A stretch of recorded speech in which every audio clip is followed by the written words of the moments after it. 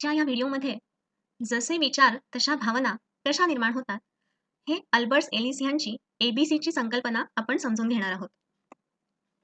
आपण अस्वस्थ का होतो?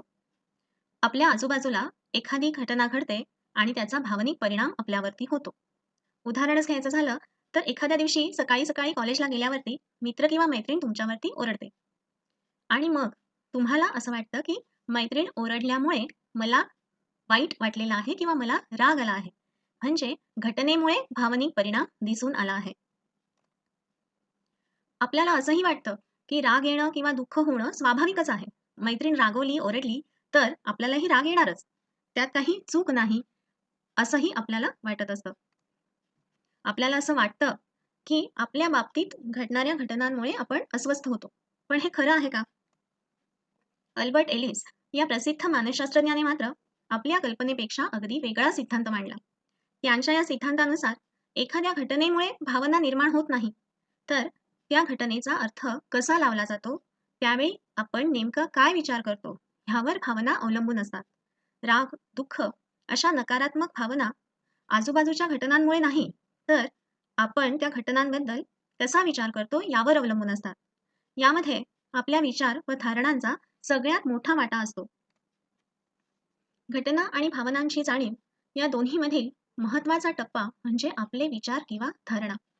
ए टप्प्यावरती मित्र ओरडला आणि सी टप्प्यावर राग आला असं नाहीये. ह्या ए आणि सी या दोन टप्प्यांच्या मध्ये बी हा विचार किंवा धारणांचा टप्पा आहे.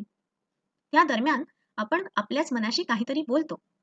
जसं की मित्र नेहमी रागवतो, त्याचा स्वभावच रागीट आहे. असा विचार बी टप्प्यावर मनात आल्यावर सी टप्प्यावरती आपल्याला राग येतो. घटना आणि भावनांची जाणीव ह्याच्यामध्ये आपले विचार किती महत्वाचे ठरतात. जेव्हा आपण विचार केला की माझा मित्र रागीट आहे, तर आपल्याला मित्राचा राग आला होता. आता विचार बदलून बघूया. ए ह्या टप्प्यावर मित्र ओरडला आणि बी ह्या टप्प्यावर आपल्या मनात विचार आला की मित्र ओरडला म्हणजे मीच काहीतरी चूक केली असणार, मी नेहमीच चुकतो. आणि मग सी टप्प्यावरती आपल्याला दुःख होतं, अपमान वाटतं आणि आपण कोणाच्याही प्रेमाच्या पात्रतेचा नाही असा अगदी टोकाचा विचार सुद्धा आपण करायला लागतो. मित्र ओरडल्यामुळे राग आला किंवा दुःख झालं हे खरं नाही, तर मित्र ओरडल्यावर आपण जो विचार केला त्यामुळे नकारात्मक भावना निर्माण झाली. आता अल्बर्ट एलिसचा एबीसी सिद्धांत काय सांगतो बघा.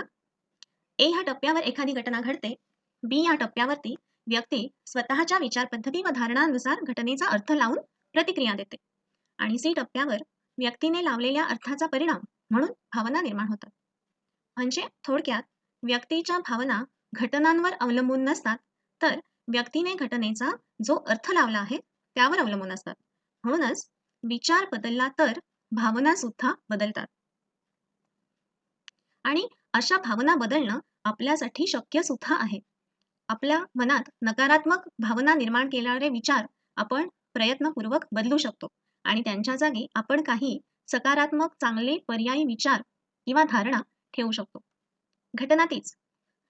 ए टप्प्यावर मित्र ओरडला आणि बी टप्प्यावर मनात असा विचार आला की मित्र नेहमी असं वागत नाही, आज तो अडचणीत किंवा दुःखात असावा. मग सी टप्प्यावर मित्राबद्दल राग येईल का? नाही, तर आपल्याला मित्राबद्दल सहानुभूती आणि काळजी वाटेल. घटना तीच आहे, पण विचार बदलल्याने भावना सुद्धा बदलली. ए टप्प्यावर एखादी घटना घडते, त्यानंतर बी टप्प्यावर त्या घटनेसंदर्भात काही विचार मनात येतात. पूर्वीच्या अनुभवांवरून आपण आपले काही ठाम कल्पना बनवलेल्या असतात. त्या ह्या बी ह्या टप्प्यावरती आपलं स्वरूप प्रकट करतात आणि मग सी टप्प्यावरती भावना निर्माण होतात. जशा घटना तशा भावना नाही, तर जसे विचार तशा भावना हे खरं आहे. सुखदुःखाची जबाबदारी आपलीच असते. आपल्या दुःखाला किंवा त्रासाला घटना जबाबदार नाहीत. आपले विचारच आपल्या दुःखाला किंवा त्रासाला जबाबदार असतात. म्हणूनच आपल्या विचारांचा गांभीर्याने विचार करूया. तुम्हाला सगळ्यांना सकारात्मक चांगल्या विचारांसाठी मनःपूर्वक शुभेच्छा.